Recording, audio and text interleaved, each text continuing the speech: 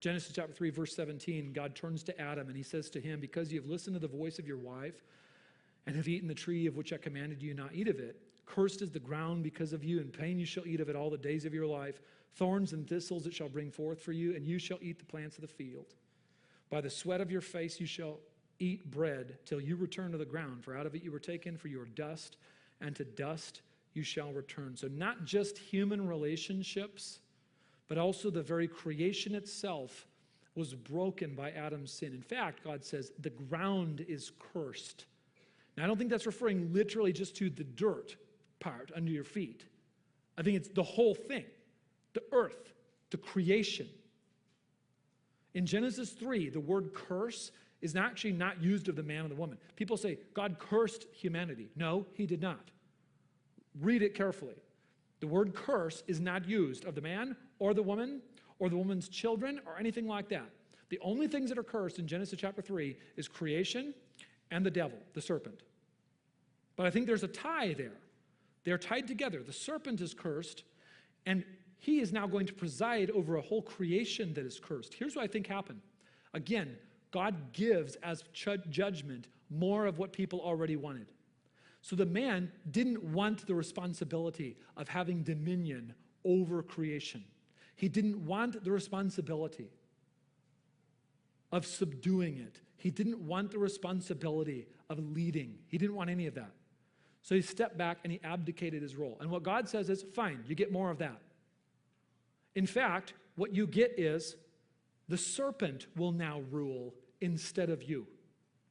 I think that what happened in the garden is that Adam, both man and woman, but particularly here God's talking to Adam, were tasked with having dominion over the creation. And then Adam's like, I don't want it. So what Adam does is he hands the keys to that kingdom to the devil. Why do I think that? Because in the New Testament, what we see regularly is the teaching that over this present age, over this world, who's in charge? The devil is. Now, who's ultimately in charge? God is.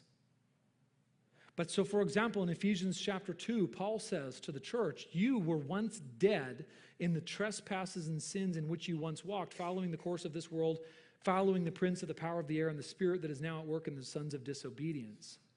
What's he saying there? He's saying that the devil is the one who is at work they're called sons of disobedience, aka sons of the serpent, offspring of the serpent, and he's in charge.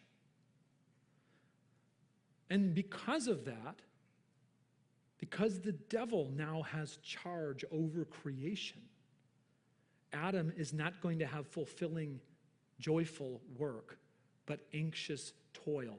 The land itself is not under his control, and so it will rebel against him and strike at him and contend against him. And he ultimately will die and return to the dust because he has given the power of death to the devil.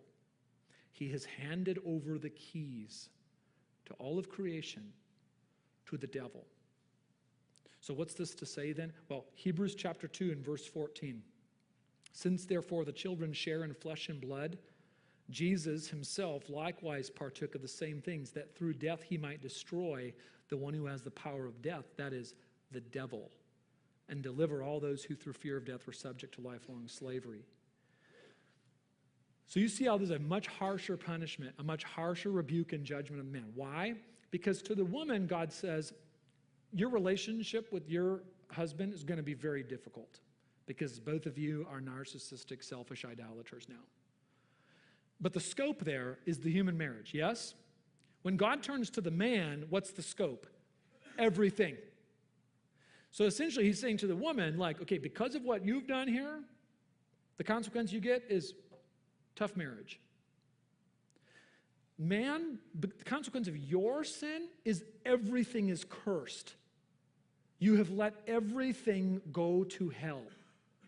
You have given away the job to reign over this creation.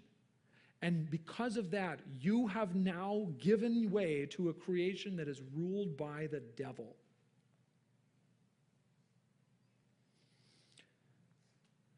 And after all of this,